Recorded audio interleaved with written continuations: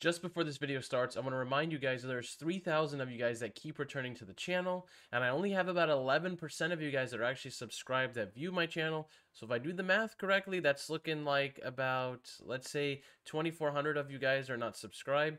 So if you guys would do me a favor, hit that sub button if you're here, and I recommend you guys stick out through this whole video. I'm trying to keep it nice and short, but trust me, you're going to love this base build, you're going to love this base design, and I hope you enjoy, and I'll see you in the video.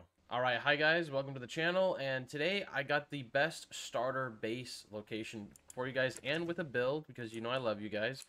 So right now, if we're starting off, we're going to be located on Twin Pillar. It's going to be right here on the map, where you guys see me right now currently. Everyone knows this spot, it's iconic. I'm pretty sure you've seen every Alpha Tribe on official build here. And in this video, I just want to show you, I think, the best design for it, if you guys are going to live on this spot and if you're going to start up. Remember, a lot of people are making their starter bases here. And the biggest thing that I see a lot of people doing and a flaw is they're making box bases.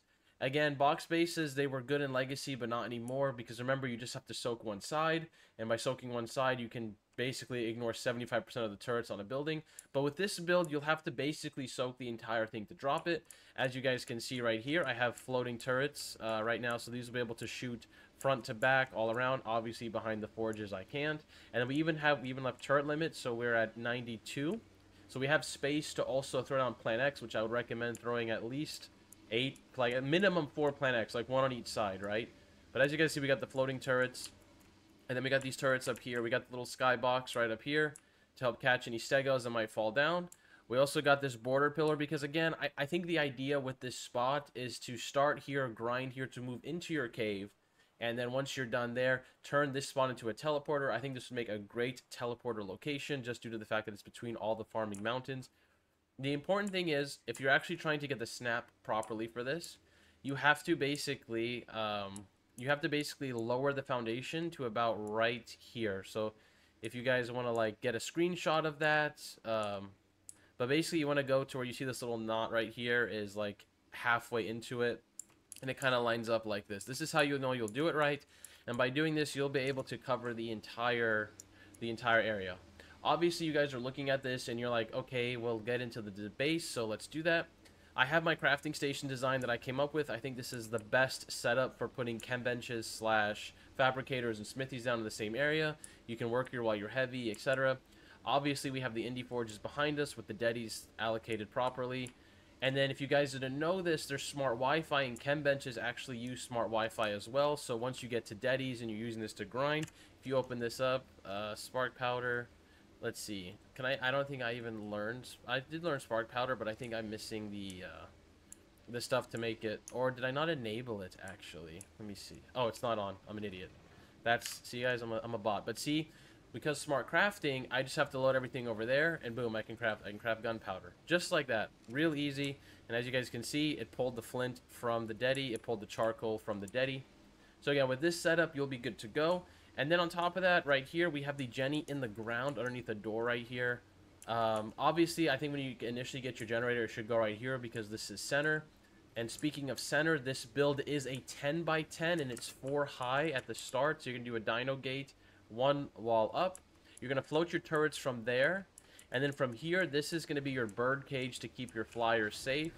As you can see, I made it just high enough so where you can fit a Quetzal no problem with internals. Now, you want to do 2 high walls and a quarter wall above, because again, you don't want it to be too big. The goal is to just keep it as condensed as possible.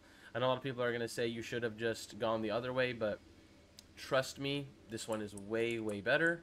Now, if we come over here, to the outside, as you can see, I have the vault drop vaults. It's kind of ugly. I kind of messed this part up. But I'm still learning because it's like kind of tricky. You gotta like shoot it.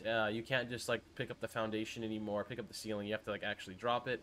I have these snap. I have the small teleporter because you gotta do Gamma Dragon first.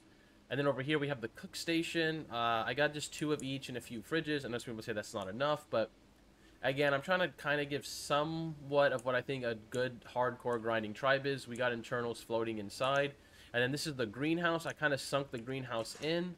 You have enough crop plots for all the main crops. You got some beer barrels here so you can grow some beer. Obviously, you'd probably just put your beehives, like, you know, behind the vaults or something. It doesn't really matter. You can get creative there. We got our water taps. We got everything. Everything's irrigated. And the reason why this design is better than a box is because if you build it like this, moving forward, it'll be much easier to turn this into a teleporter, because ideally, right, when this actually becomes like a TP, all you really need to do here is remove everything from the inside, slap your large teleporter. Boom, you're done. Now you can just come here, farm no problem. You can probably replace this with like a tech dino gate, and you are good to go. You will have this thing ready. It's already made. You don't have to worry about rearranging, rebuilding. The only thing that you would obviously change from doing this is you would remove the inside crafting station. You would remove the bird cage. I built this. You can keep flyer safe. I know a lot of people are going to complain and say, how are you going to keep your flyer safe? How are you going to keep your tame safe? Well, again, you can fly a Quetzal in here, no problem. And then if you want to, you can bring your Argies, your Pteranodons, your Ankies, your farm tames, just throw them up here. And then you also have all this space down here, which you can dino gate off. Again, I know this looks like a lot, but like I said, there's no cryopods. You don't really want to move into a cave until you're ready.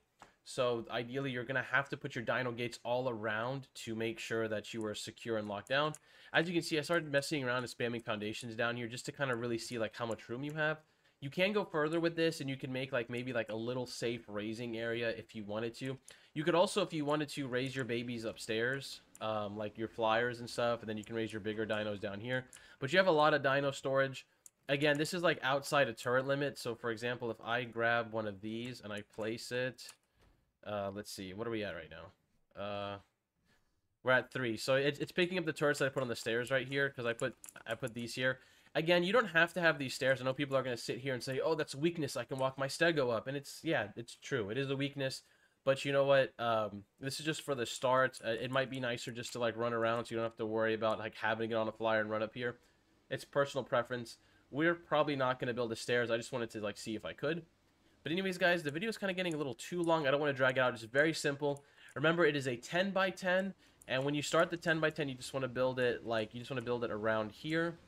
If you're curious, though, how to float turrets, I'll teach you that right now, actually. So all you have to do is just build a wall like this, right? You just need a wall, and then you just grab a turret like this. And then you just come here, you go back to the wall, and you switch to where you're a double door frame. And now you have a floating turret. So again, you can put these anywhere you want.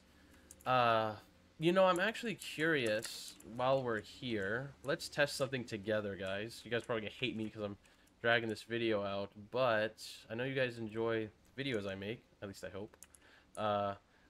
Let's see if we come to here, but I don't think it would matter. Let's see. Hold on, I'm just curious. And then we went, like, here. And then, let's see, what is it, 3? Yeah, just ignore that I came up with the idea. I just dragged the video out too long. Anyways, guys, thank you so much. Consider subscribing. Remember, this is going to be on twin pillar. This is going to be on the main pillar right here. This crafting station, again, you have everything to start with. The craft station you can walk, you have the teleporter, and then you can transition this into like an actual TP later on. Anyways, guys, keep going in a circle. Thank you so much for watching, and I'll catch y'all in the next video. Peace.